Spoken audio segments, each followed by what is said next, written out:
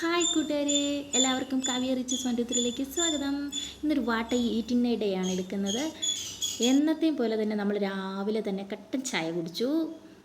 പിന്നെ രാവിലെ പുട്ടായിരുന്നു, പക്ഷേ എനിക്ക് പുട്ടിനോട് വലിയ താല്പര്യമില്ലാത്തതുകൊണ്ട് തലേ ദിവസത്തെ പഴങ്കഞ്ഞിയാണ് ഞാൻ കുടിക്കുന്നത്.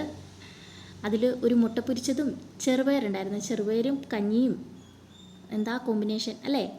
പിന്നെ ചിലിമ്പി പുളിയുടെ അച്ചാറുണ്ടായിരുന്നു, ഒരു സ്രാവ് വറുത്തതുണ്ടായിരുന്നു. അപ്പം ഇതെല്ലാം കൂട്ടി ഒരു പിടി പിടിച്ചു. ഉച്ചയായപ്പോഴത്തേന് നമ്മുടെ വാളമീൻ കറി ഉണ്ടായിരുന്നു, അതുപോലെ തന്നെ ചിലിമ്പിപ്പുളി അച്ചാർ, ചെറുപയർ, ഇതും കൂട്ടി സുഖമായുണ്ടു. വാളമീൻ്റെ വീഡിയോ ഞാൻ ഇട്ടിട്ടുണ്ട്, അത് കറി വെക്കുന്നത്, അതും പോയി കണ്ടു നോക്കൂ. പിന്നെ 4 മണിയൊക്കെ ആയപ്പോഴത്തേന് കുറേ പലഹാരക്കെട്ടുകളൊക്കെ വന്നിട്ടുണ്ട്. അപ്പോൾ അതൊക്കെ അവിടെ ഇരുന്ന് കഴിച്ചു.